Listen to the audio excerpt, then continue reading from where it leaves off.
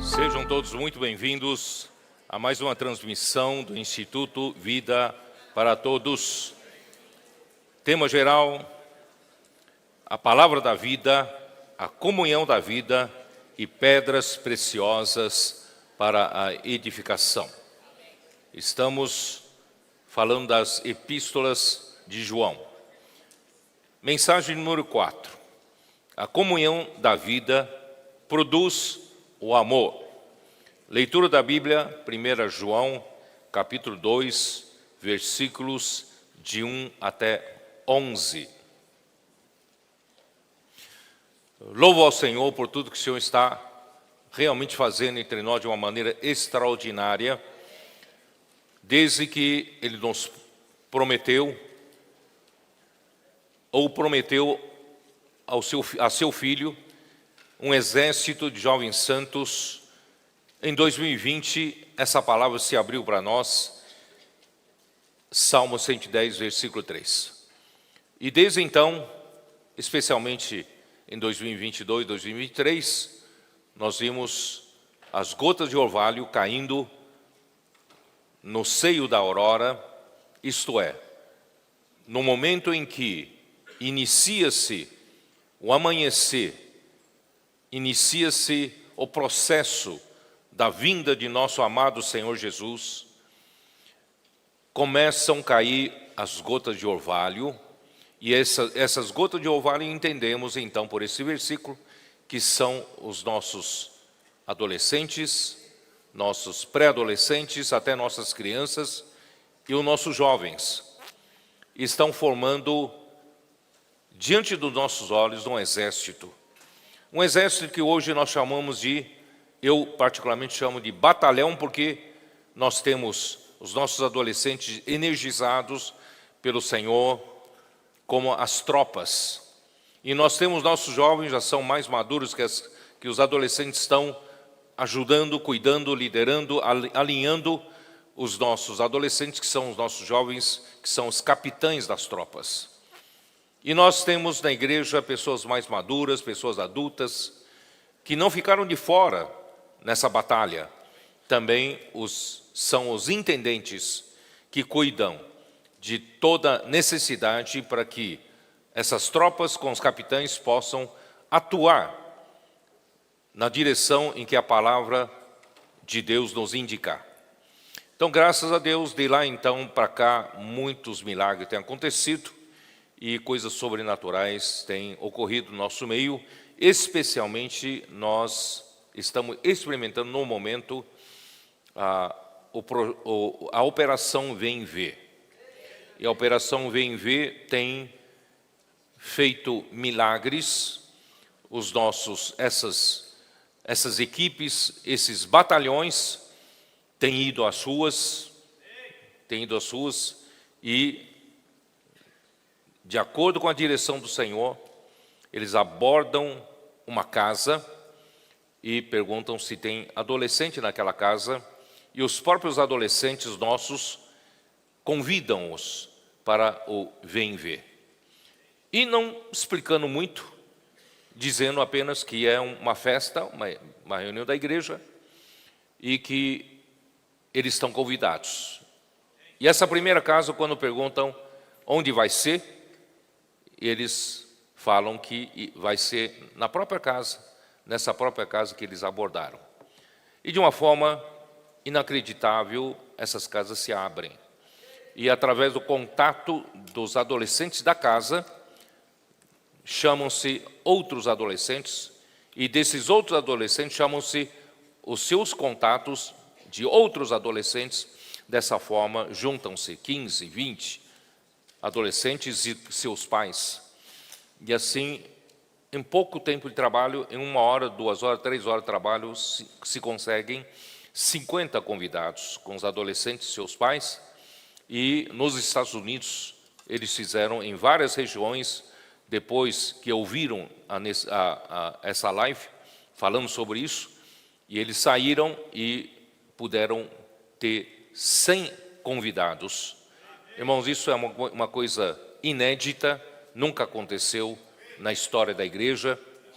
Deus realmente está usando a ousadia, simplicidade desses adolescentes, estão cheios de vida, cheios da palavra, e juntamente com o apoio dos jovens, com o apoio dos intendentes, estão sendo uma ferramenta muito eficaz na mão do Senhor para fazer a multiplicação de número de pessoas que virão para viver a vida da igreja. E agora estamos pedindo para as igrejas atentarem para isso, que os grupos familiares de cada igreja devem cuidar dessas pessoas.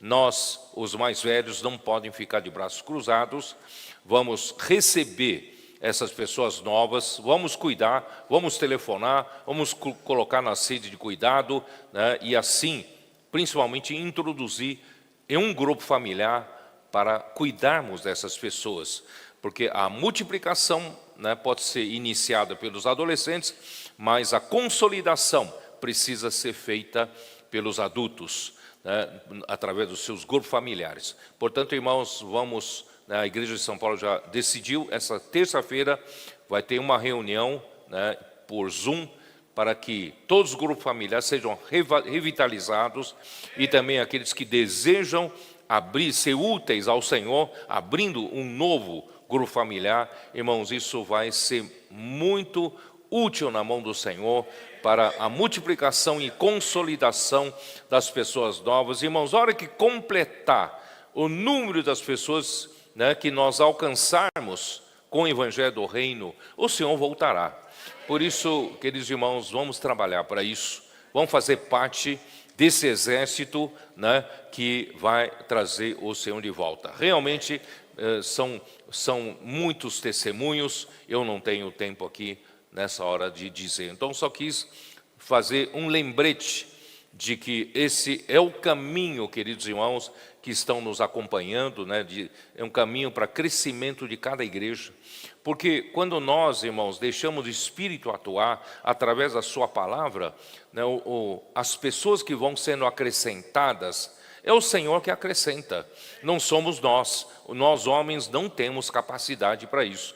Então, graças a Deus, se nós somos fiéis à palavra, né, e praticarmos a palavra, o Senhor vai nos abençoar, e o número das pessoas, né, de pessoas nas igrejas vai crescer, e também, irmãos, a alegria que hoje já tem vai ser ainda maior na vida da igreja, tá? Então, assim, vamos seguir essa direção que o Espírito nos deu, e já comprovadamente está dando muitos frutos e muito resultado, né? O Senhor Jesus. Então vamos entrar, né, na mensagem propriamente dita. Nós hoje estamos na 1 João capítulo 2, né, versículo 1 e 2, eu vou ler aqui, versículo 1 e 2, que já foi lido aqui no início da reunião. Filhinhos meus, estas coisas vos escrevo para que não pequeis. Se todavia alguém pecar, temos advogado junto ao Pai, Jesus Cristo, o justo. E Ele é a propiciação pelos nossos pecados, e não somente pelos nossos próprios, mas ainda pelos do mundo inteiro.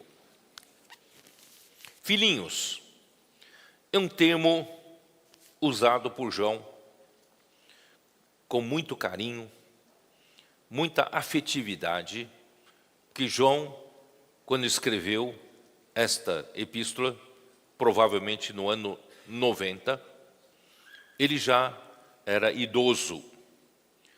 E João, ele exerceu seu ministério, provavelmente entre o ano 70 até o ano 100 do primeiro século. Vocês se lembram que a partida do apóstolo Paulo aconteceu por volta do ano 67. E Pedro também foi martirizado logo depois. Então, naqueles anos. E João, então, teve de entrar com seu ministério, provavelmente a partir do ano 70. E ele exerceu seu ministério até o ano 100. E quando escreveu esta epístola, era por volta de ano 90. Então, ele já era bastante idoso e tratando, com muito carinho os receptores da carta, que são irmãos das igrejas. Tá? Aqui diz: estas coisas vos escrevo. Que são estas coisas? São justamente o que ele acaba de falar no capítulo 1, de versículo 7 até o versículo 10, que fala a respeito de, depois que ele falou no início da sua carta, falou sobre a palavra da vida, ele falou sobre a vida eterna, a vida de Deus, a vida eterna, e como essa palavra foi anunciada por ele aos irmãos, às igrejas, e essa palavra anunciada por João era a palavra da vida, não era a palavra do seu próprio conhecimento bíblico. Ele falava a palavra da vida. E essa palavra da vida é uma pessoa, é a vida eterna, é a própria vida que eles viram, eles ouviram com os próprios ouvidos, eles viram com os próprios olhos, eles contemplaram e as suas mãos apalparam. Quer dizer, essa palavra que Deus enviou até nós é uma pessoa, é Cristo, é uma coisa concreta, não é meramente um blá blá blá vazio, mas é uma pessoa viva. E essa pessoa passou, João apalpou, João viu, João contemplou, juntamente com outros apóstolos. Portanto, irmãos, o que João estava falando era uma coisa muito concreta. Ele não estava falando de uma filosofia vazia, mas é de uma pessoa, e essa palavra promove a circulação de vida entre os membros do corpo de Cristo. E logo depois que ele fala sobre isso, ele entra na questão de que Deus é luz e não há nele treva nenhuma. E em seguida ele entra na questão de pecado. Aí João quer mostrar o seguinte: existe um perigo de quebrar, interromper a comunhão da vida. Irmãos, qualquer membro do corpo, se houver interrupção da circulação de vida, esse membro vai morrer. Estou certo ou não? Se qualquer membro do seu corpo parar de receber a circulação do sangue, parar de receber os nutrientes, parar de circular o sangue também para eliminar as toxinas, esse membro morre. Portanto, irmãos, a questão do pecado que João está tratando não é meramente uma questão moral, uma questão ética. Não, nós somos seres humanos, não devemos pecar, devemos ser um bom homem, praticar boas ações. Não, não está nessa esfera. João está preocupado com que o pecado que nós cometemos pode interromper a circulação de vida, a comunhão da vida. Esse é o ponto principal. Não é uma questão ética, não é uma questão moral, é uma questão da necessidade de todos nós manter-nos vivos, mantermos com saúde espiritual. Portanto, irmãos, o pecado faz interromper a circulação de vida. Então, João quer mostrar o seguinte, no último versículo do capítulo 1 fala: se dissermos que não temos cometido pecado, fazemo-lo mentiroso e a sua palavra não está em nós. Quando a sua palavra não está em nós, quer dizer que essa palavra deixou de circular, de passar por nós. Então, se dissermos que não temos pecado, o que João quer dizer? Porque existiu, ou existe ainda, uma maneira de pensar que é errada, dizendo que quando Jesus Cristo foi à cruz, ele morreu pelos nossos pecados. E alguns dizem que depois que cremos em Jesus, não temos mais pecado. Não, eu digo, não temos mais a natureza do pecado. Isso é errado. Isso é uma heresia dizer que o pecado foi erradicado de nós. Nós ainda, no velho homem, nós temos a natureza pecaminosa. Ainda podemos cair em pecados. Os irmãos entenderam? Então, não caia nessa conversa. O pecado não foi erradicado de nós. Só que se nós mantivermos na comunhão do corpo, mantivermos dentro da circulação da vida, irmãos, é muito mais difícil nós pecarmos. Estou certo ou não? Se eu estou vivendo nessa comunhão, e essa comunhão me traz a vida, e essa vida traz próprio Deus, e Deus é luz. Então, se Deus é luz, qualquer resquício das trevas, qualquer resquício, sinal de pecado, né, através da circulação de vida, eu fico em alerta, não é isso?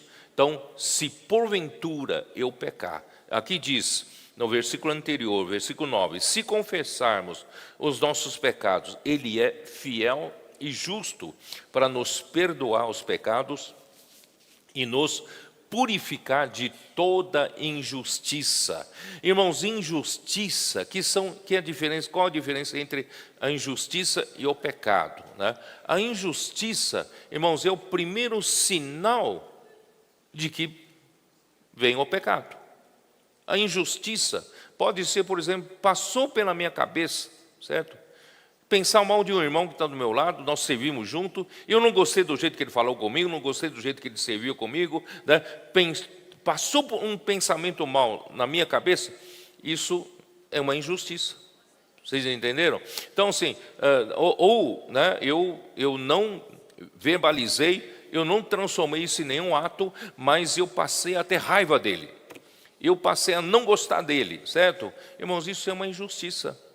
Tá? Ou, né, pior ainda, seguir o exemplo de Lúcifer.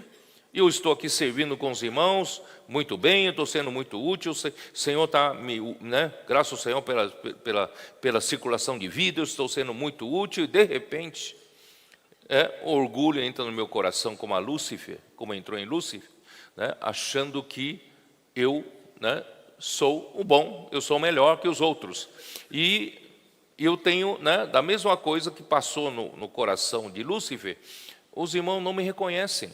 Os irmãos não acham que eu podia estar na frente, eu podia liderar uma coisa, eu preciso disso, daquilo. Irmãos, isso faz parte da injustiça.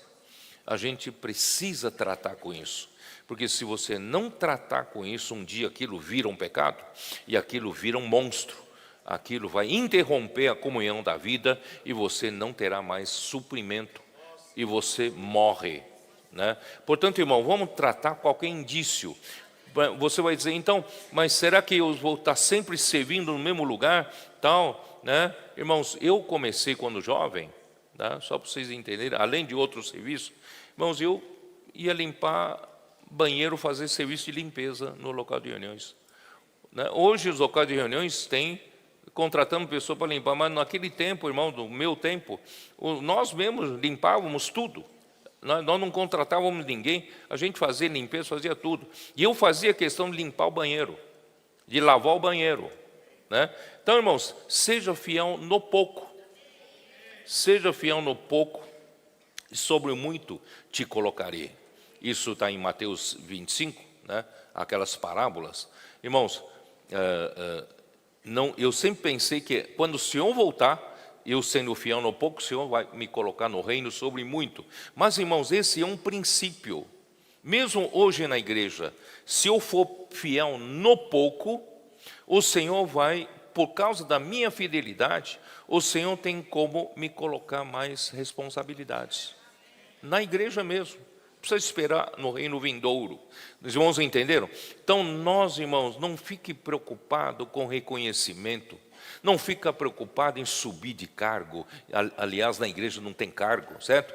Então, não fica preocupado em ocupar posições mais importantes. Irmão, isso é com o Senhor, né? Ele é Deus, Ele coloca os membros do corpo de Cristo como lhe apraz. Então, se você for fiel no pouco, pode ter certeza que Ele vai te encarregando mais responsabilidade, né? Assim aconteceu com todos nós aqui, sabe? Então, eu não fiquei lavando banheiro até hoje, certo? O Senhor foi dando mais responsabilidade. Portanto, irmãos, não almeje, não ambicione posição, não ambicione, né, o espaço que Deus não te deu, certo? Vamos aprender só a ser fiel no pouco. Esse fiel no pouco, o Senhor poderá usar muito você, tá? Porque nós estamos aqui como membro do corpo de Cristo, é para servir. Nosso lema é servir e servir, tá? Sem né, o boi, né, que representa o servo, né, o boi que serve no campo nunca exigiu do seu dono, né, aumento de salário, né? Nunca exigiu do seu dono, né, umas férias, né, prolongadas. Nunca exigiu. Ele só sabe trabalhar, servir ao seu Senhor. Por isso, nosso Senhor Jesus aqui na terra foi só um servo e nós seguimos o exemplo dele. Nós sabemos aqui é só servir. Não estamos aqui preocupados em, né, recompensa aqui, né, nem com elogios, mas é servir ao Senhor. Por isso, irmãos, graças ao Senhor, mas se aparecer qualquer indício de injustiça, tá? Porque injustiça ou pecado pode interromper a comunhão da vida. A pior coisa que pode acontecer com o ramo da videira é a seiva não passar mais por aquele ramo. E assim, um membro também, se interromper a circulação sanguínea e não passa mais por um determinado membro, esse membro vai entrar em processo de gangrena e vai, né, necrosar, vai morrer.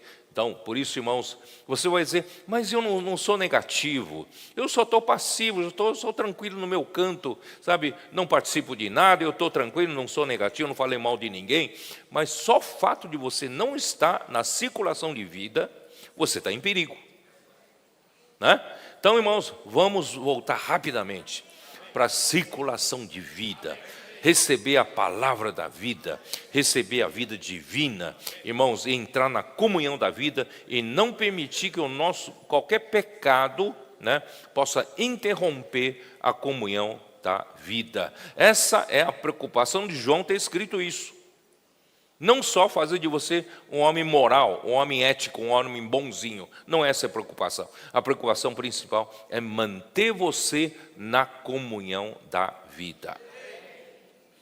Só que agora, capítulo 2 começa, se alguém pecar, quer dizer, nós não estamos imunes de pecar. A natureza pecaminosa ainda está em nós, tá? Então, nós, sabe, se esporadicamente for vencido o pecado, eu passar a tratar, né, ofender um irmão, ou alguma coisa, certo? E o que acontece? Nós temos um advogado, junto ao Pai, Jesus Cristo, o justo. Ué, só um advogado justo é que pode nos defender. Se esse advogado não for justo, como vai nos defender? Porque Deus é justo, tá? Então, graças a Deus, irmãos, se porventura nós somos vencidos pelo pecado, graças a Deus, lembre que você tem um advogado. Não precisa contratar nenhum advogado aqui na terra. Você já tem um advogado no céu, que é o Senhor Jesus Cristo, tá? Então, advogado em grego é parakletos, que tem um significado de chamado para estar ao lado de alguém para ajudar, prestar auxílio legal diante de um juiz. Esse é o significado da palavra grega parakleto. Vou repetir. É alguém que foi chamado, tá, para estar ao lado de alguém para ajudar. Você pecou? Você errou? O que você tem que fazer para não interromper a comunhão da vida? Chama o advogado. Aliás, Deus já contratou para você esse advogado, né? Esse advogado vai ajudar você e vai prestar auxílio legal diante de um juiz. Nosso Deus, ele, além de tudo, ele é um juiz, porque ele tem que ser um juiz, um reto juiz, para julgar todas as coisas, né? Então, você tem alguém que pode te ajudar. E a palavra consolador, consolo, consolar, tem esse sentido, né, de conselheiro, de intercessor. Vamos lá, João, na verdade nós já vimos, né? Em Evangelho de João, capítulo 14, nós temos atuação desse Paracleto, aparece como um consolador, capítulo 14, versículo 16. E eu rogarei ao Pai, e Ele dará outro Consolador, a fim de que esteja para sempre convosco. Enquanto Jesus esteve do lado dos discípulos, Ele era o Consolador dos discípulos. Em outras palavras, Ele era o advogado junto ao Pai. Os discípulos, na sua ignorância, né, cometiam erros, não é isso? Mas, graças a Deus, enquanto Jesus estava com eles, Ele era o Consolador, Ele era o advogado, Ele era o conselheiro, Ele estava sempre do lado dos discípulos. Tanto é que Ele disse em João 17, né, aqueles que o Pai me entregou, não é isso? Eu não perdi nenhum, exceto o filho da perdição. Vocês se lembram? Então, Ele é aquele que nos defende. Ele defende você. Só que Ele teve que ir, teve que morrer para realizar a redenção por nós, né? Então, mas Jesus rogaria ao Pai, Ele mandaria outro Consolador. E esse outro Consolador veio até nós, irmãos, como o Espírito da verdade e como o Paracletos, né? Capítulo 14 ainda, versículo 26. Mas o Consolador, o Espírito Santo, a quem um Pai enviará em meu nome, esse vos ensinará todas as coisas e vos fará lembrar de tudo o que eu vos tenho dito. Vocês sabem que quando você é chamado para depor, né, quando você é chamado para estar diante de um juiz ou de uma autoridade, sempre é bom estar ao lado de um advogado, não é isso? Você precisa saber como falar, não é isso? Você precisa saber como se apresentar. Então, graças ao Senhor, irmão, nós temos um Consolador, que é o Espírito Santo, que o Pai enviará, né? Ele vai estar sempre do nosso lado. Você sabia que você tem um advogado do seu lado, sempre? Tá lutando por você, defendendo você, né? Senão você estaria perdido, né? Graças ao Senhor nós temos esse outro Consolador. Capítulo 15, versículo 26. Quando, porém, vier o Consolador, que eu vos enviarei da parte do Pai, o Espírito da verdade, que dele procede, esse dará testemunho de mim, e vós também testemunhareis, porque estáis comigo desde o princípio. Então, esse outro Consolador, que foi enviado da parte do Pai, que é o próprio Espírito da verdade, que procede do Pai, tá? Ele vai dar testemunho de Cristo, de Jesus, para nós, né? Então nós, graças ao Senhor, temos capítulo 16 também, versículo 7, temos esse Paracleto, 16, João 16, 7. Eu vos digo a verdade, convém-vos que eu vá, porque se eu não for, o Consolador não virá para vós outros. Se, porém, eu for, eu vou-lo enviarei. Irmãos, era necessário o Senhor Jesus ir, porque senão ele poderia ser consolador, advogado, somente para aqueles poucos que estavam ali, né? Só que quando ele morrer e se tornar o Espírito e retornar como outro Consolador, o Espírito da verdade, ele hoje pode entrar em todo aquele que nele crê.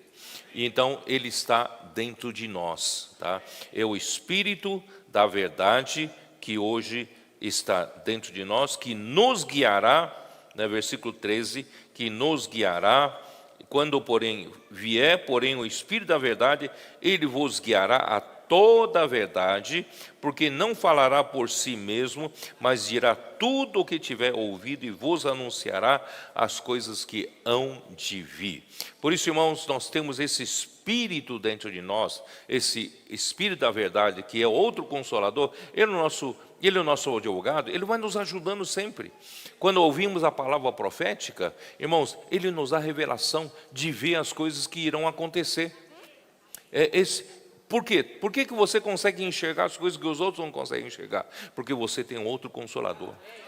Você tem um Espírito da verdade e está guiando você a toda a verdade. Irmãos, isso também nos dá revelação. Porque a palavra de Deus não é meramente letra, né? Precisa de revelação. Esse outro Consolador, né, dá revelação para você, né? E te levará a toda a verdade. Então, irmãos, por um lado, né, em Marcos 16, nós temos visto que, por um lado, eu vou pegar só Marcos 16 para não ficar pegando muitos versículos. Marcos 16, ele diz assim, versículo 19: de fato, o Senhor Jesus, depois de lhes ter falado, foi recebido no céu e assentou-se à destra de Deus. Então, de um lado, o nosso Senhor Jesus está no céu. Ele está assentado à direita de Deus. Ele está numa posição mais elevada do universo e todas as demais autoridades estão debaixo dele. Ninguém manda mais do que ele. Ninguém tem autoridade maior do que a dele. Portanto, irmãos, nossa cabeça da igreja está lá no céu. Mas ele não nos deixou, não. Por isso ele falou em João 14, não vos deixarei órfãos. Nós não estamos aqui como órfãos. O Senhor Jesus, ele está no céu, mas ao mesmo tempo, ele está aqui como Espírito da verdade, como paracleto, como advogado. Ele está do seu lado agora. Por isso, isso pode ser provado no versículo seguinte, em Marcos 16, versículo 20. E eles, tendo partido para onde? Partido para pregar o evangelho. Aleluia! Nós seguimos esses exemplos, saímos a pregar o evangelho, porque essa é a ordem do Senhor, né? Ide por toda a terra, toda a autoridade me foi dada no céu e na terra. O Senhor Jesus falou em Mateus 28, não é isso? Então, ide por toda a terra, fazei discípulos em todas as nações. Quer dizer, então nós obedecemos e vamos às ruas, pregar o evangelho, faça sol, faça chuva, tenha dificuldades ou não, irmão, nós estamos aqui para cumprir a palavra do Senhor. Então, eles tendo partido, pregaram em toda parte. Não escolha lugar, não. Pregue em toda parte, cooperando com eles o Senhor. Ué, o Senhor não está no céu? Quando nós obedecemos a palavra, né, de Deus, né, saímos para praticar a palavra, pregando o evangelho, o Senhor que está lá no céu, ele vem aqui na terra.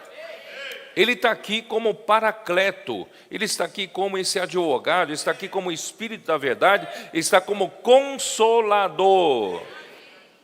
No meio de uma situação difícil da pregação do evangelho, né, todo ambiente pode ser hostil, né, você não consegue avançar e parece que o mundo vai desabar sobre você, mas lembre-se que tem alguém do seu lado. Esse alguém que está do seu lado é o advogado, é o paracleto, é o outro consolador, é o Espírito da verdade. E né, cooperando com eles o Senhor, e ele vai confirmar a palavra. Como confirmar a palavra?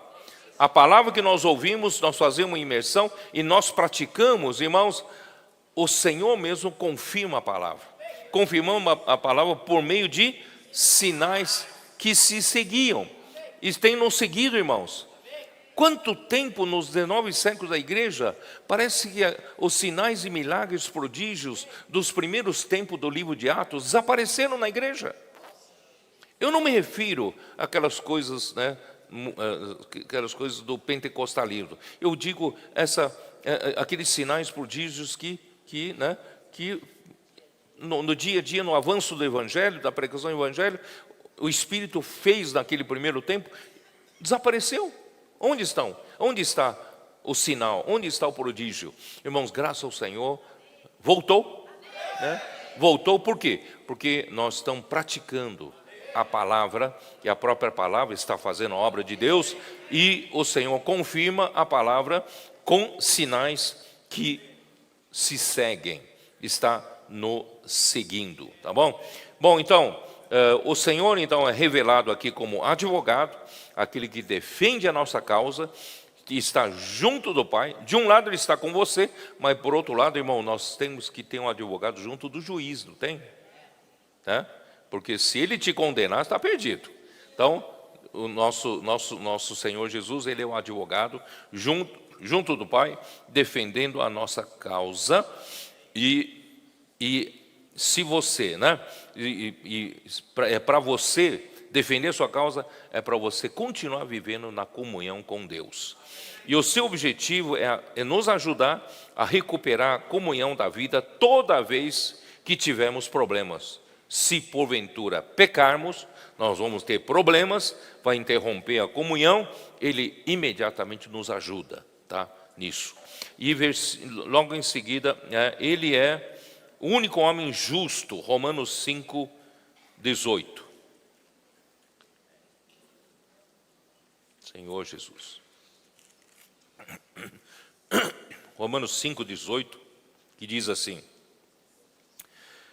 pois assim como por uma só ofensa veio o juízo sobre todos os homens para condenação, como também por um só ato de justiça veio a graça sobre todos os homens para a justificação que dá vida. Irmãos, ele realizou um ato de justiça na cruz. Nosso Senhor Jesus, ele é o justo, mas o justo morreu pelos injustos. O justo morreu pelos pecadores. E ele morreu como um justo. Para quê? Para que pela sua morte ele pudesse nos justificar. Morrendo em nosso lugar, ele nos justifica. Não só nos justifica para a gente se tornar um justo, para dizer, Deus, agora eu sou um justo. Não, Deus tem um objetivo. Deus quer justificar você, é para te dar mais vida. É uma justificação que dá vida. Por isso, irmão, a justificação para você manter na comunhão da vida. Tá? E seguindo ali, né, ele é a propiciação, vamos lá, 1 João, né? Ele é a propiciação pelos nossos pecados, tá? Versículo 2, e ele é a propiciação pelos nossos pecados, e não somente pelos nossos próprios, mas ainda pelos do mundo inteiro. Você sabe que significa a propiciação? Que é a propiciação, né? Romanos capítulo 3, versículo 24 e 25, podemos ler Romanos 3, 24 e 25. Sendo justificados gratuitamente por sua graça, mediante a redenção que há em Cristo Jesus, a quem Deus propôs no seu sangue como propiciação mediante a fé, para manifestar a sua justiça, por ter Deus na sua tolerância deixado impunes os pecados anteriormente cometidos. Irmãos, para você é muito fácil, certo? Porque no capítulo 1, né, versículo 9 diz, se confessarmos, se você porventura pecar, se confessarmos nossos pecados, Deus é fiel e justo para perdoar os nossos pecados e purificar-nos de toda injustiça. Da minha parte, da sua parte, é simples, não é isso?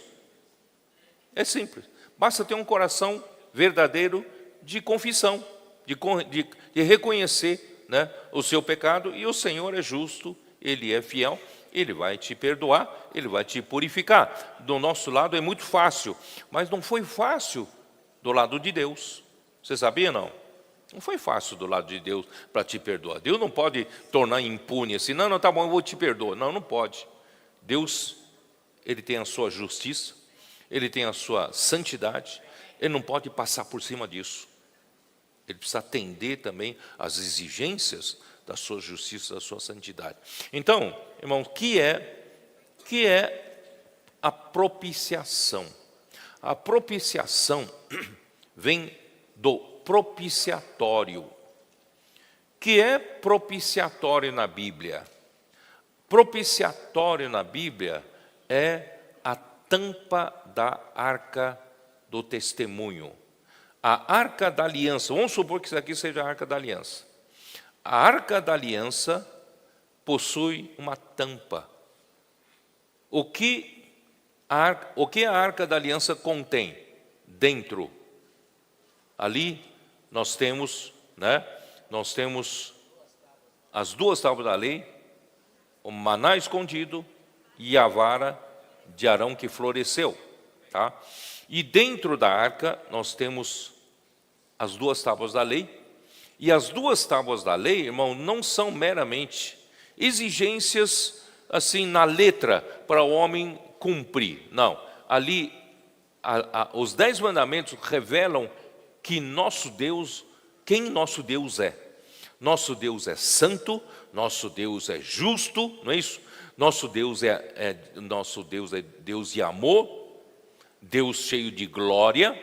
Então essa arca nos lembra quem é Deus aqui dentro. Quem é Deus? Deus é justo, Deus é santo, não é isso? Deus é de amor e Deus, ele é cheio de glória. Então, para que o homem, não é fácil para eu e você, principalmente nós, depois da queda do homem, nós somos os que abriram a porta para o pecado entrar no mundo, para a morte entrar no mundo. Isso está em Romanos 5, 23. Nós, eu digo, Adão, por um só homem entrou pecado no mundo, e pelo pecado a morte passou a todos os homens, e todos pecaram. Então, infelizmente, nós já nascemos pecadores por causa de um ato de Adão que abriu a porta para o pecado e a morte entrarem. E agora, o Senhor, ele é justo, ele é santo, ele não pode nos aceitar de qualquer jeito.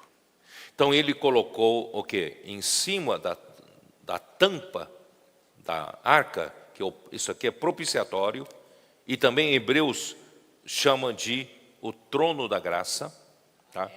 E sobre essa tampa tem 2 querubins, um voltado para cá, outro voltado para cá. Os dois se voltam um para outro, com as duas asas estendidas, uma a outra, e tocando nas duas extremidades, uma da outra, e os 2 querubins, olhando um para o outro e olhando para tampo, e também está de olho em quem entra no Santo dos Santos, porque essa arca da aliança estaria no Santo dos Santos, irmãos, lugar santíssimo onde Deus está. Então, se eu e você quisermos ter encontro com Deus, ter comunhão com Deus, que João fala em comunhão da vida, ora, a nossa comunhão é com o Pai, com o seu Filho Jesus Cristo, então nós somos convidados para essa comunhão, esse encontro com Deus. E esse encontro com Deus não pode ser de qualquer jeito, porque Deus é justo, Deus é santo. Tá? E tem esses querubins, 2 querubins que representam a glória de Deus. Eles estão olhando se entrar por aquele véu do Santo dos Santos. Alguém que não atende à necessidade do padrão de Deus, na justiça, na santidade, da glória de Deus, essa pessoa é fulminada. Fulminada. Você sabia disso? Se entrar de qualquer jeito, morre na hora. É fulminado. Então, eu e você, como nós vamos ter contato com Deus? Como nós vamos ter comunhão com Deus? Para você, muitos falam, não, comunhão da vida, aleluia, eu tenho um encontro com Deus, eu falo com Deus, irmãos. Mas para acontecer isso não foi nada fácil. Por isso, irmãos, Cristo é a sabedoria de Deus, que projetou tudo isso, e Ele é o poder de Deus, e executou tudo isso. Ele propiciou um momento que você pode ter contato com Ele. Então vamos lá. Êxodo capítulo 25, vamos ver como é feito o propiciatório, vamos ver? Como é feito não, como funciona isso? Êxodo 25, 17.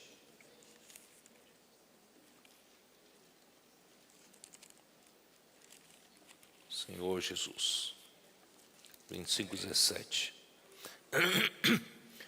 Farás também um propiciatório de ouro puro de 2,5 côvados, será o seu comprimento, e a largura de 1,5 côvado. Farás 2 querubins de ouro batido os farás, nas duas extremidades do propiciatório. Um querubim na extremidade de uma parte e outro na extremidade de outra parte. De uma só peça com o propiciatório fareis os querubins nas suas duas extremidades dele. Os querubins estenderão as asas por cima, cobrindo, com elas o propiciatório. Estarão eles de faces voltadas uma para a outra, olhando para o propiciatório. Tá? Porás o propiciatório em cima da arca, e dentro dela porás o testemunho que eu te darei. Ali virei a ti, e de cima do propiciatório, do meio dos 2 querubins que estão sobre a arca do testemunho, falarei contigo acerca de tudo o que eu te ordenar para os filhos de Israel. Irmãos, Moisés, ele era o único que podia entrar no Santo dos Santos a hora que quisesse. Moisés está no mesmo princípio de nós do Novo Testamento. Hoje nós podemos entrar, o Santo dos Santos está no nosso espírito. Podemos entrar a qualquer momento, mas o princípio continua. No nosso espírito está um propiciatório. Tem querubins aqui, sabia disso? Querubins aqui zelando pela glória de Deus, pela justiça de Deus, pela glória de Deus. Tá? Então, arca do testemunho, em cima da arca do testemunho, no meio dos querubins, é um lugar de encontro do homem com Deus. Então, quando nós falamos da comunhão da vida, nós estamos tendo um encontro com Deus, diante do propiciatório, no meio dos querubins. Você nunca pensou nisso, né? Aleluia, nós estamos tendo comunhão com o Senhor, maravilhoso, tal, mas tem uma exigência, é propiciatório, tá? Ó Senhor Jesus. Então, a arca no Santo dos Santos é o lugar de encontro de Deus com os homens. Nela estava a lei dos 10 mandamentos com seus requisitos de justiça e de santidade, os quais expunha e condenava os pecados do povo. O sangue do sacrifício era aspergido sobre a tampa da arca, sobre o propiciatório, no dia da expiação. Vocês sabiam que uma vez por ano Deus ordenou ao povo de Israel, e esse dia, único dia do ano, é o dia da expiação. Expiação pelos pecados do sumo sacerdote, que iria entrar lá, uma vez por ano só, o sumo sacerdote podia entrar no Santo dos Santos, e ele faria expiação pelos seus próprios pecados, ele também faria expiação pelos pecados do povo. É um só dia. Então, no dia da expiação, o sangue aspergido sobre a tampa atendia às exigências de justiça e de santidade, pelo olhar atento dos 2 querubins que representam a glória de Deus. Dessa forma, a situação dos pecadores era totalmente coberta pela tampa, abrindo o caminho para a comunhão com Deus. Eu e você podemos ter comunhão com Deus. Hoje parece uma coisa tão fácil, mas, irmãos, todo esse processo teve que ser feito. Então, no dia da expiação, Levítico 16, dá uma olhada. Levítico 16, versículo 11. Arão fará chegar o novilho da sua oferta pelo pecado. Então, para expiação do pecado do sumo sacerdote, ele precisava trazer um novilho para sacrifício, tá? Então, Arão fará chegar o novilho da sua oferta, pela oferta do pecado dele, tá? E fará expiação por si e pela sua casa, imolará o novilho da sua oferta pelo pecado. Tomará também de sobre o altar o incenso cheio de brasas de fogo diante do Senhor e 2 punhados de incenso aromático bem moído e o trará para dentro do véu. Vocês estão entendendo? Arão, ele tem que sacrificar um novilho como substituto da sua morte e da sua família. Esse novilho morreu no lugar dele, no lugar de sua família. E ele precisava pegar esse sangue, introduzir no Santo dos Santos. Mas para isso, ele precisava tomar 2 punhados de incenso aromático bem moído. De onde veio esse incenso aromático? Êxodo 30, né? Nós já falamos sobre isso, não falamos? Êxodo 30 tem a fórmula de fazer um incenso aromático. Então tem que pegar aquele incenso aromático e moer bem e pegar 2 punhados para poder entrar no Santo dos Santos. Para que serve? Eu vou explicar, né? E com sangue, com 2 punhados de incenso, né? E também com incensário. Esse incensário tem que tomar a brasa do altar do holocausto. Pegar brasa, o fogo do altar do holocausto, colocar no incensário. Olha só quanta coisa o sumo sacerdote tem que levar para poder ter encontro com Deus, né? Incensário com brasas do altar do holocausto, 2 punhados de incenso e o sangue do novilho, não é isso? E ele tinha que entrar e abrir o véu. Mas hora que ele abrisse o véu do Santo dos Santos, os querubins enxergariam ele. E os querubins fulminariam ele, né? Porque o sangue, não deu tempo para ele aspergir o sangue sobre a tampa do propiciatório. E como é que fica? Né? Vamos lá. Porá o incenso sobre o fogo, versículo 13, perante o Senhor, para que a nuvem do incenso cubra o propiciatório que está sobre o testemunho, para que não morra. O sumo sacerdote, ao abrir o véu, ele morreria. Então o que ele tinha que fazer? Ele tinha que jogar um incenso, 2 punhados de incenso moído no incensário naquela hora. E produziria o quê? Fumaça. Essa fumaça estaria no propiciatório, cobrindo os querubins, e os querubins não veriam o pecador sumo sacerdote entrando, e dá tempo para o sumo sacerdote aspergir o sangue sobre o propiciatório. Não é maravilhoso? Tudo isso está na sabedoria de Deus, né? Cristo é a sabedoria de Deus. Aí, versículo 14, tomará do sangue do novilho e com o dedo o aspergirá sobre a frente do propiciatório e diante do propiciatório aspergirá 7 vezes do sangue com o dedo. Olha só, para o sumo sacerdote entrar, quanta coisa ele tem que se preparar, se prover para poder entrar nos propiciatórios. E hoje nós entramos com tanta facilidade no Santo dos Santos, por tudo que o Senhor fez por nós, né? E agora ele ainda tem que fazer expiação pelos pecados do povo. Aí versículo 15, depois imolará o bode da oferta pelo pecado, que será para o povo. E trará o seu sangue para dentro do véu, e fará com o seu sangue como fez com o sangue do novilho. Aspergir-o-ás no propiciatório também diante dele. né, diante dele. Então, ele fará expiação pelos pecados dele e da sua família, e depois ele, né, imolará também um bode. Vocês estão entendendo? O novilho é para ele e sua família, morrerá no lugar deles. E o bode é pelos pecados do povo.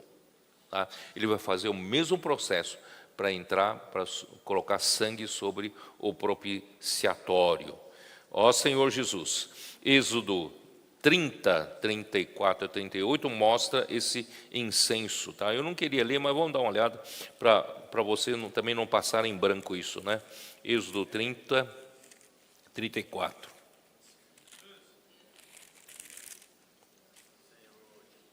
Porque nós temos aí adolescentes, jovens, né, que gostam de entrar um pouco mais, terem mais fundamentação na Bíblia, né? Então vamos lá, capítulo 30, versículo 34. Disse mais o Senhor a Moisés: toma substâncias odoríferas, né, estoraque, ônica e gálbano, estes aromatas com incenso puro, cada um de igual peso, e disto farás incenso, perfume segundo a arte do perfumista, temperado com sal, puro e santo. Uma parte dele reduzirás a pó e o porás diante do testemunho da tenda da congregação, onde me avistarei contigo, será para vós outros santíssimo. Irmãos, esse lugar é o lugar de encontro entre Deus e Moisés. Aqui está falando de Moisés. Tá? Moisés, né, ele podia entrar no Santo dos Santos. Porém, o incenso que fareis, segundo a composição deste, não o fareis para vós outros, santo será para o Senhor. Ninguém pode fazer para pôr incenso em casa, isso é só para o Senhor. Né? E santo será para o Senhor. Quem fizer tal como este para o cheirar, será eliminado do seu povo. Esse incenso é a parte de Cristo oferecido especialmente para Deus, para que nós sejamos aceitos por Deus. Amém? Muito bem, então vamos continuar. Irmãos, Hebreus 2, 17. Ó Senhor Jesus. Hebreus 2, 17. Que diz assim: por isso mesmo convinha que em todas as coisas se tornasse semelhante aos irmãos, para ser misericordioso e fiel sumo sacerdote nas coisas concernentes a Deus e para fazer propiciação pelos pecados do povo. Tá? O sumo sacerdote tinha que fazer, né, propiciação pelos pecados do povo. Agora vamos para capítulo 4 de Hebreus, versículo 14. Então, agora não é mais Arão como sumo sacerdote, agora nós temos... Vocês sabiam que nosso Senhor Jesus, apesar de ter nascido da tribo de Judá, ele também é sumo sacerdote? Só que ele se tornou sumo sacerdote na sua ressurreição. Na sua ressurreição, Deus o nomeou sumo sacerdote da ordem de Melquisedeque. Isso é uma palavra estranha para os adolescentes, né? Para os jovens, mas eu já falei isso alguns anos atrás. Isso, né? A ordem, segundo a ordem de Melquisedeque, nosso Senhor Jesus se tornou sumo sacerdote. Então vamos lá. Tendo, pois, a Jesus, Filho de Deus, como grande sumo sacerdote, que penetrou os céus, conservemos firmes a nossa confissão. Porque não temos um sumo sacerdote que não possa compadecer-se das nossas fraquezas. Olha aí o Paracleto, olha aí o nosso advogado. Ele entende suas fraquezas. Você não diga assim: ah, nosso Senhor Jesus é tão santo, tão elevado, tão superior, que não entende minhas fraquezas. Não, ele entende sim. Ele veio ser um homem, embora sem pecado, ele sabe da fragilidade do homem. Então, ele entende suas fraquezas. Então, não temos sumo sacerdote que não possa compadecer-se das nossas fraquezas. Antes, foi ele tentado em todas as coisas a nossa semelhança, mas sem pecado. Acheguemo-nos, portanto, confiadamente, junto ao trono da graça. Onde fica esse trono da graça? Esse trono da graça aqui é o propiciatório. Agora, meu irmão, vamos entrar confiadamente no propiciatório. Não precisa ter medo de morrer, não. Porque o nosso advogado preparou tudo para a gente entrar ali, tá? Então, irmão, né, acheguemos-nos, portanto, confiadamente, junto ao trono da graça, a fim de recebermos misericórdia e acharmos graça para socorro em ocasião oportuna. Nós precisamos sempre, irmãos, do nosso paracleto, o nosso advogado, nos ajudar a entrar junto ao trono da graça, e ali nós vamos receber socorro, graça, para nós trilharmos esse caminho de servir a Deus. Amém. Agora, capítulo 9 de Hebreus, versículo 11.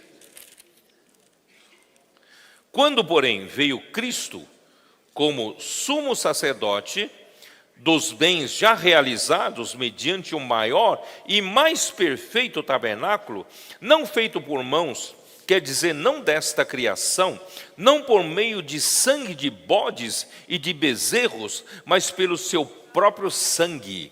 Agora não é mais sangue do novilho e nem de sangue de bodes, Agora, pelo seu próprio sangue, entrou no Santo dos Santos uma vez por todas, tendo obtido a eterna redenção. Portanto, se o sangue de bodes e de touros e a cinza de uma novilha, aspergidos sobre os contaminados, os santificam quanto à purificação da carne, muito mais o sangue de Cristo, que pelo Espírito eterno a si mesmo se ofereceu sem mácula a Deus, purificará a nossa consciência de obras mortas para servirmos ao Deus vivo.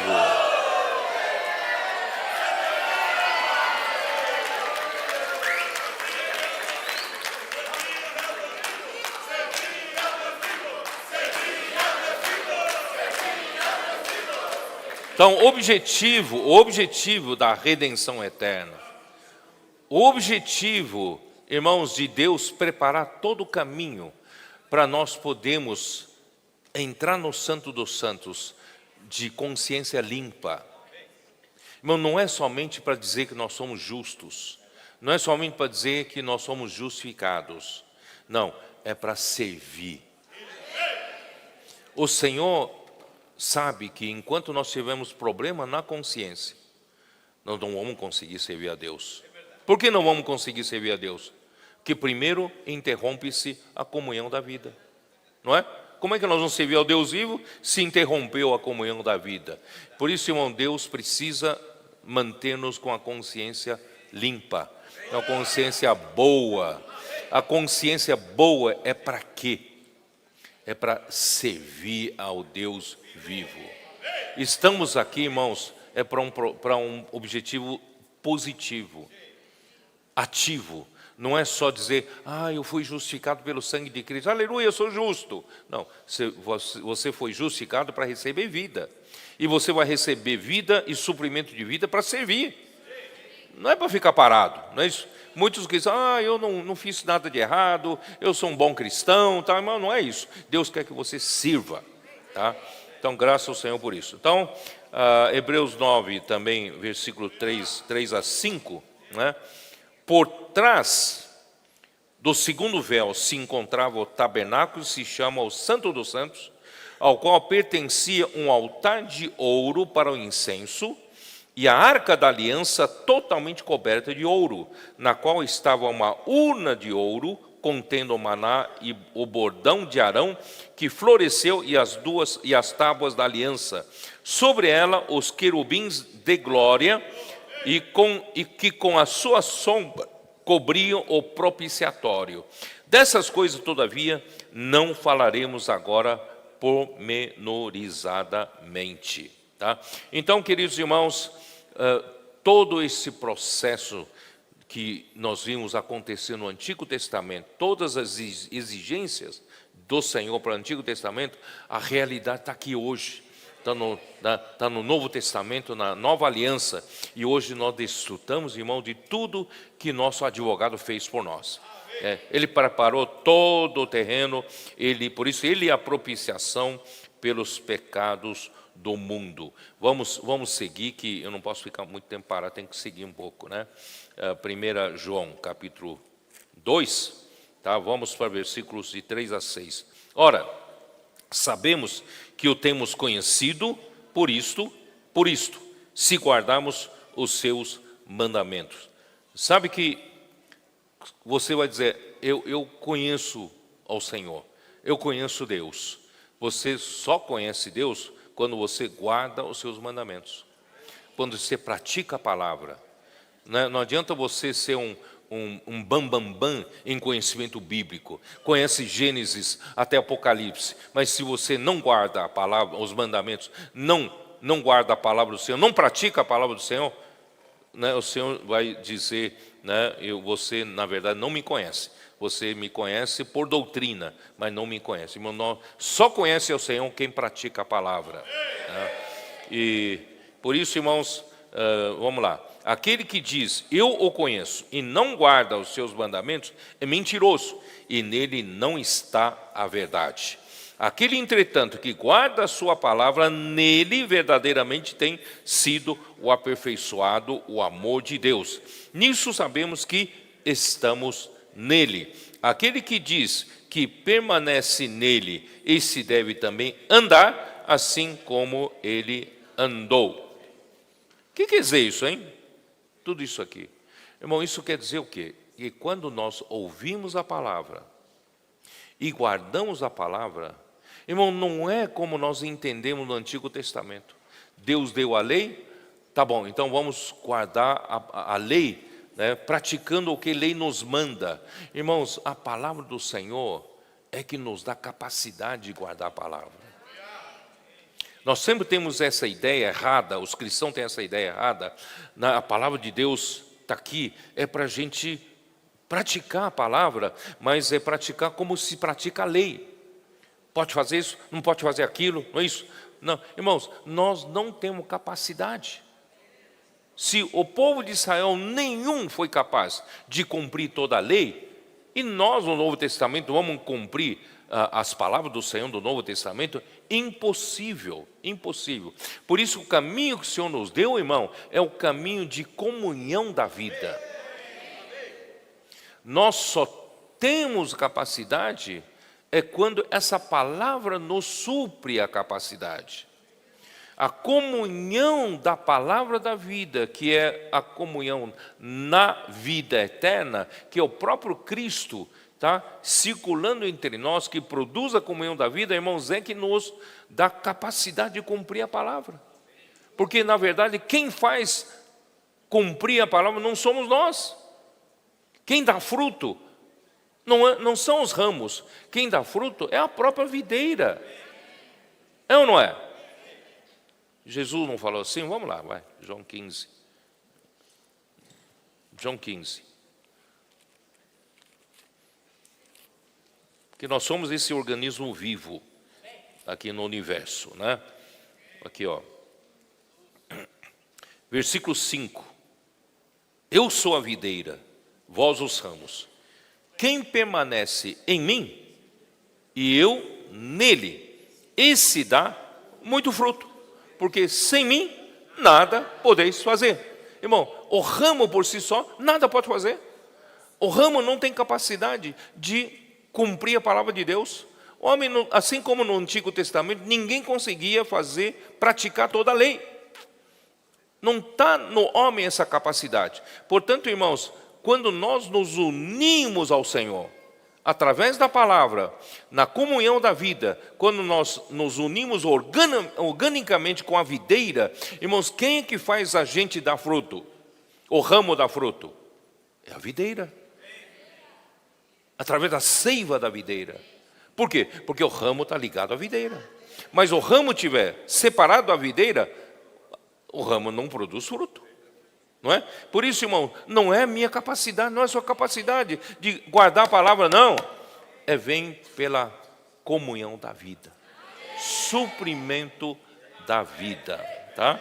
Por isso que ele fala assim, ó, ele fala assim, versículo 7, ainda de João 15: se permanecerdes em mim e as minhas palavras permanecerem em vós, pedireis o que quiserdes e vos será feito. Irmãos, permanecer no Senhor pode ser abstrato, mas as palavras do Senhor precisam permanecer em nós, para que essa seiva possa circular entre nós e produzir fruto por meio da videira, não por força do ramo, é pelo fato do ramo estar ligado à videira, né?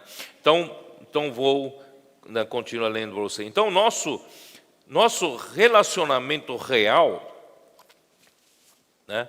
Nosso relacionamento real com Deus não vem pelos nossos sentimentos, né? Pela nossa capacidade de praticar por nós mesmos a palavra do Senhor, né? Mas vem por guardar a sua palavra. Recebemos a palavra de Deus por meio de quem anuncia. João era o apóstolo que anunciou a palavra da vida, né? E essa palavra produz a comunhão da vida de quem ouve a palavra e a pratica. É dessa forma que, irmãos, que a igreja tem capacidade de produzir fruto. Nós temos uma capacidade de produzir fruto não por nós mesmos, mas por causa dessa circulação de vida, né? Então, a mudança de mandamentos para a palavra, versículo 5, né? De repente, né, ele fala de guarda os mandamentos no capítulo 4, versículo 4, guarda os seus mandamentos, no versículo 5 muda para guarda a sua palavra. Então, aqui, irmãos, indica que não é só os mandamentos na letra, mas é a revelação da palavra. Vocês entenderam a diferença? Em João 5, Jesus falou assim para os judeus: vocês examinam as Escrituras, achando que tem nelas a vida eterna, e não querem vir até mim para ter vida eterna. Irmão, o que quer dizer isso? Não são as Escrituras como letra morta. Tem que ir na Escritura procurar Jesus. Isto é a revelação da palavra é que nos dá vida, é que nos dá força. Não é você entender a Bíblia de ponta a ponta, não. Irmãos, é o quanto Deus dá revelação da palavra para você. Essa revelação da palavra, a palavra rema, nos dá poder, nos dá força, entendeu? Para frutificar para o Senhor, tá? Ó Senhor Jesus. Então, não vou repetir, Deuteronômio 6, versículos 6 e 7, fala de inculcar a palavra no coração, porque Deus insistiu com o povo de Israel de inculcar a palavra. Não é meramente, né, infelizmente eles hoje praticam na letra, né? Realmente eles são fiéis, praticam na letra, pegam papeleta, umbrais das portas, nas roupas, penduram a palavra, mas isso não funciona. O que funciona, irmãos, é essa palavra rema, né, está inculcada no nosso coração. Por isso, irmão, nós fazemos imersão na palavra. É por isso que nós falamos entre nós, uns aos outros, né, essa palavra, para que essa palavra repetidas vezes, seguidamente faladas, né, sejam inculcada em nosso coração. E aí essa palavra rema nos dá poder de cumprir a palavra de Deus, de guardar a palavra de Deus, né? E também em Colossenses 3,14, vocês se lembram? Habite ricamente em vós a palavra de Cristo, ensinando, né, entre vós e também admoestando entre vós. E é o que nós estamos fazendo, não é isso? Juntamos em grupos, fazemos uma imersão e nós compartilhamos o que cada um ganhou. Isso é ensinar e é admoestar uns aos outros, tá? Ó Senhor Jesus. Então, aquele, porém, que diz conhecer o Senhor e não guarda os seus mandamentos, é mentiroso. Você fala, eu conheço o Senhor, não guarda. Então não é um conhecer na mente, é um conhecer espiritual, é um conhecer pela circulação de vida, né? Então, portanto, não se trata de conhecimento teórico ou doutrinário, mas do conhecimento real e subjetivo de quem vive na comunhão da vida, pela circulação da palavra, né, no corpo de Cristo. Então, quem realmente guarda a sua palavra, nele verdadeiramente tem sido aperfeiçoado o amor de Deus. Irmãos, essa circulação de vida, dessa circulação de vida, Deus quer produzir o que, afinal de contas? Produzir vários membros, né, cheio de, né, crescido em vida. Não, Deus quer produzir como resultado final, é um amor. O amor é o resultado mais perfeito que Deus quer ter entre nós. Ora, se nós conhecemos ao Senhor por circulação de vida, estamos aqui fazendo comunhão da vida, e nós temos problema de amar uns aos outros, irmão, isso prova que não há realidade disso que Deus deseja. Então, o produto final, irmãos, é o amor. Amor de Deus tem que ser aperfeiçoado em nós, por meio dessa circulação de vida, tá? Então, quem realmente guarda a sua palavra, nele verdadeiramente tem sido aperfeiçoado o amor de Deus. Nisto sabemos que estamos nele. O amor de Deus se manifesta naqueles que realmente guardam a sua palavra, os que vivem na comunhão com Deus e com os irmãos. O amor de Deus é o resultado e prova de quem de fato guarda a sua palavra. Então, presta bem atenção. Nós estamos praticando tudo isso. Imersão, dormir com Deus, acordar com Deus, né? Estamos aqui inculcando a palavra. Mas se não produzir o amor,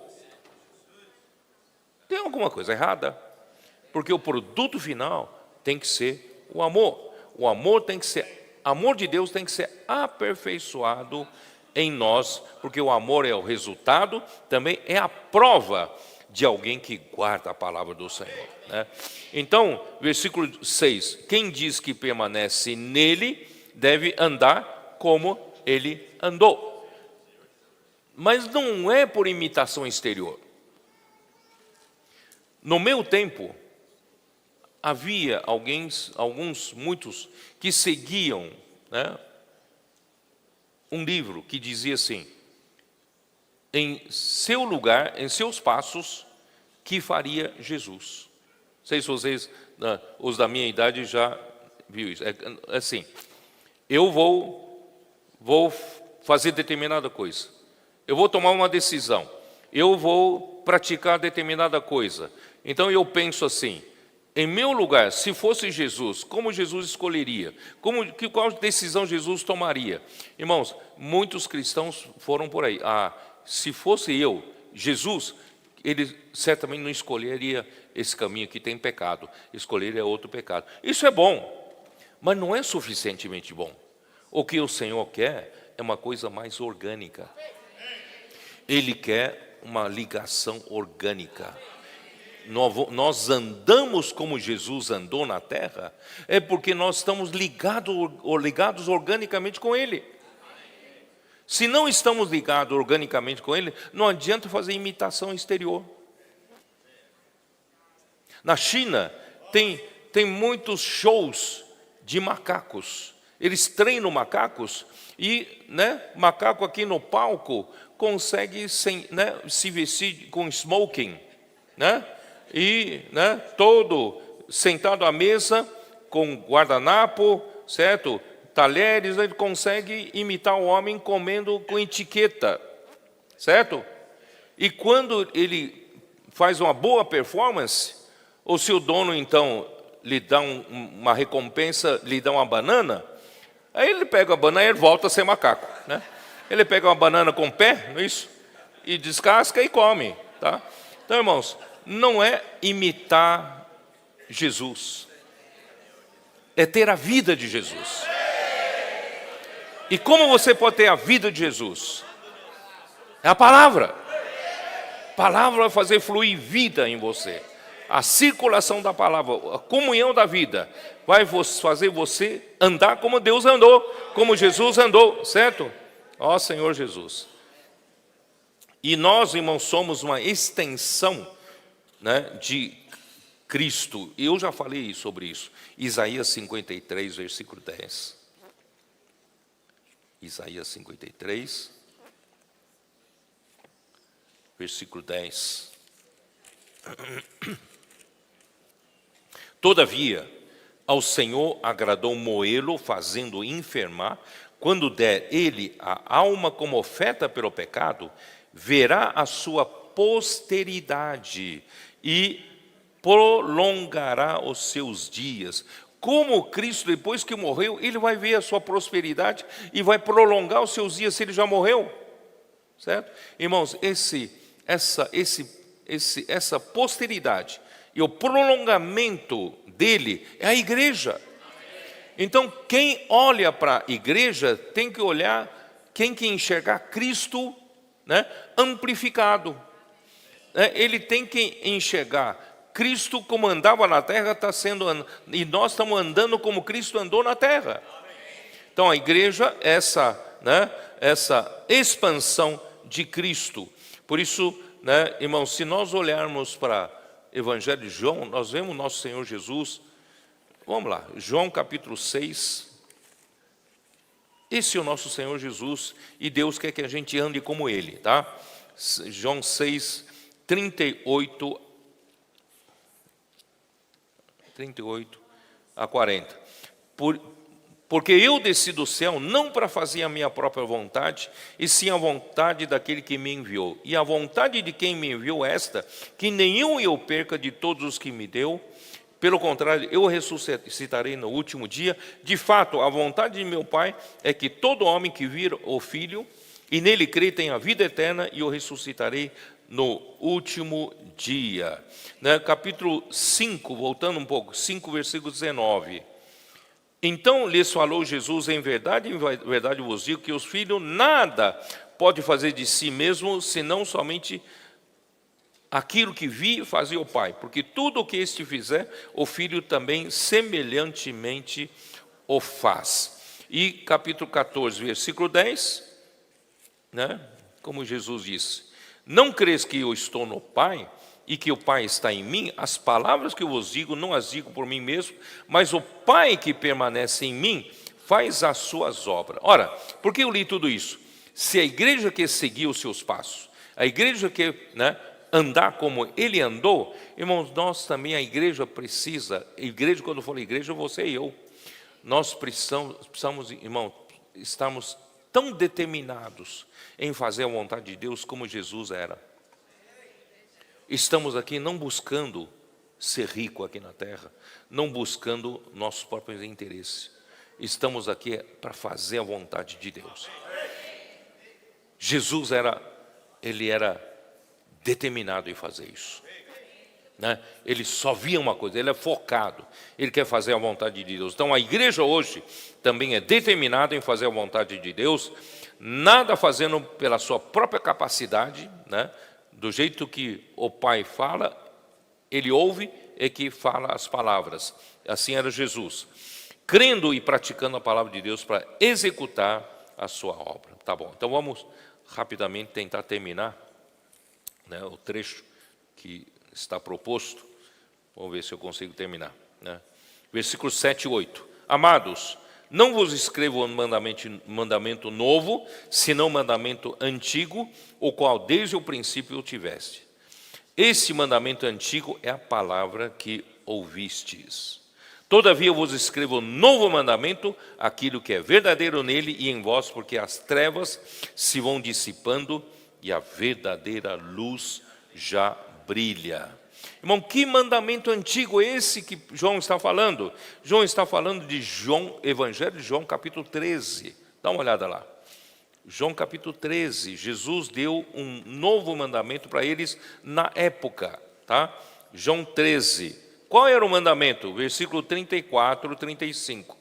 Novo mandamento vos dou, que vos ameis uns aos outros, assim como eu vos amei, que também vos ameis uns aos outros. Nisto conhecerão todos que sois meus discípulos, se tiverdes amor uns aos outros.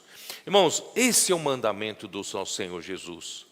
Foi um novo mandamento quando esteve na véspera da sua crucificação, e quando João escreveu no ano 90, é um mandamento velho e também é o novo mandamento. Irmão, o mandamento de Deus é que nos amemos uns aos outros.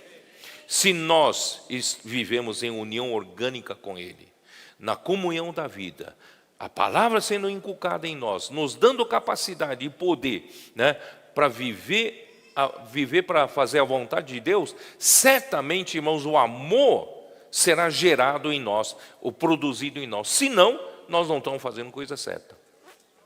Tá certo? Então, irmãos, que o Senhor, né, tá, vamos continuar. Então, e a prática do amor dissipa as trevas e faz brilhar a verdadeira luz.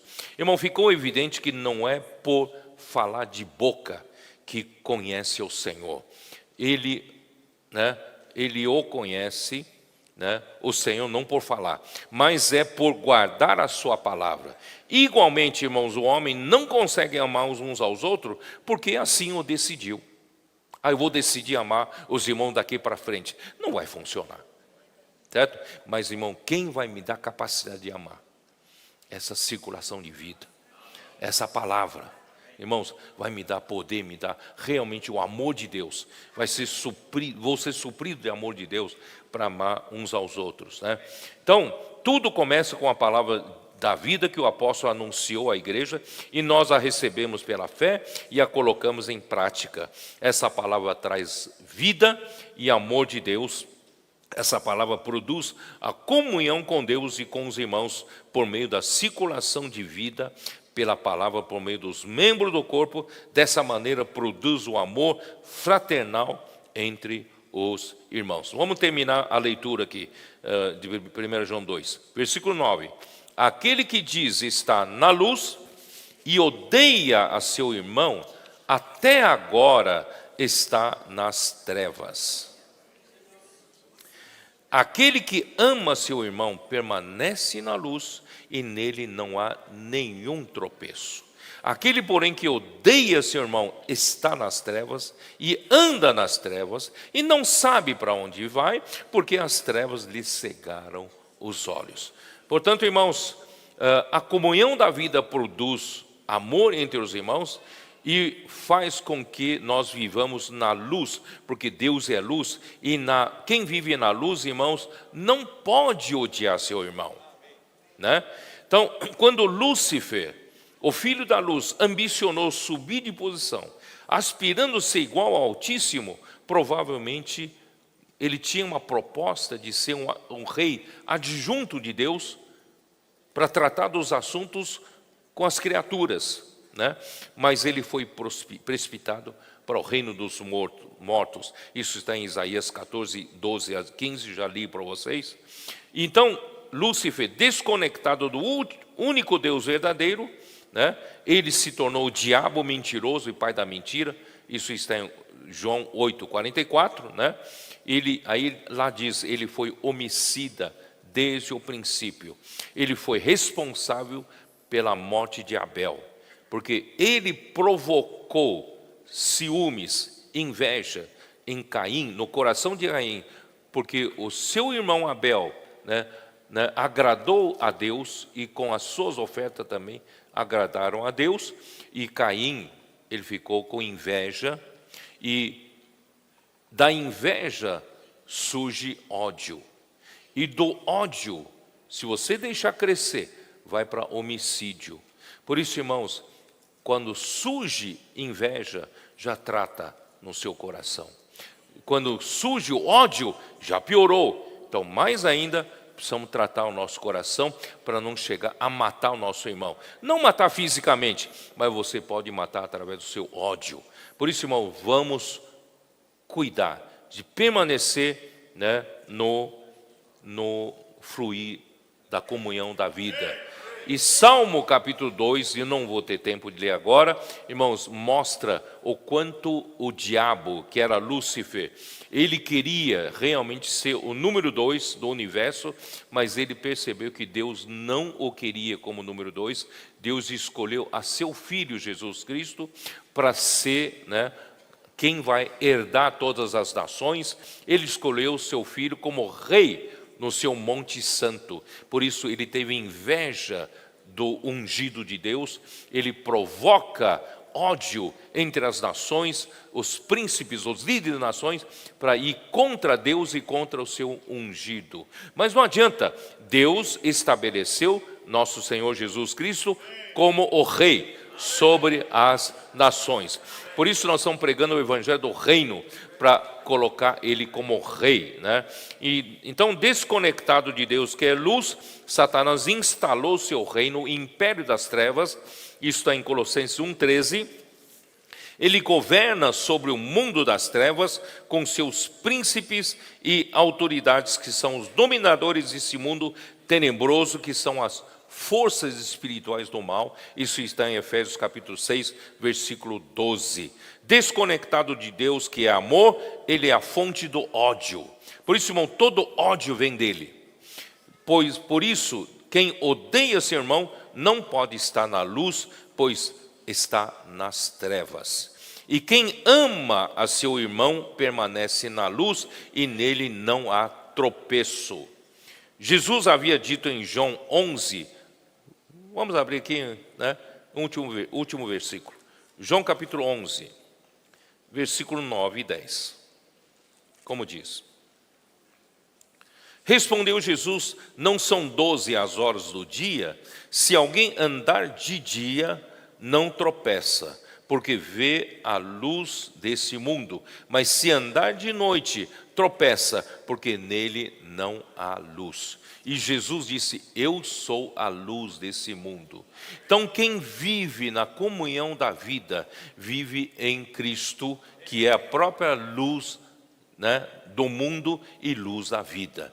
Então, irmãos, nós, quem vive na luz não tropeça.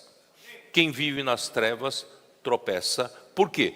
Porque não enxerga um palmo na frente do seu nariz. Porque andar nas trevas, irmão, você com qualquer coisa, você tropeça. Não é verdade? Então, irmãos, graças a Deus, vamos andar na luz. Senão, irmão, você tropeça com qualquer coisa. Certo?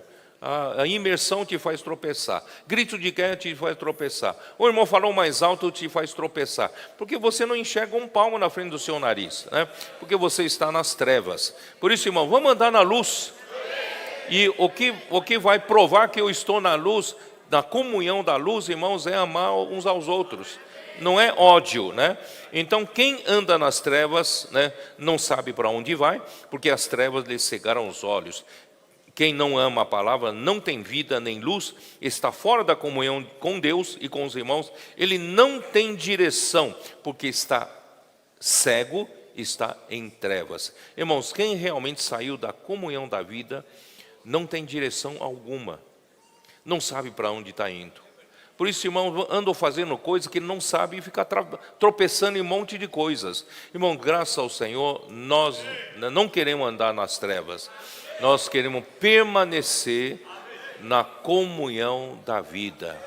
E vai nos fazer com que sejamos unidos ao Senhor com a união orgânica. Nós vamos andar como o Senhor andou. E nós vamos verdadeiramente ser os discípulos do Senhor Jesus, se amarmos uns aos outros. Se não amarmos uns aos outros, irmão, não somos discípulos de Jesus. Nós precisamos amar uns aos outros. Mas não é, irmãos, não é amor natural. Não é amor natural que você acha, devo amar isso, amar aquilo, como um padrão moral estabelecido.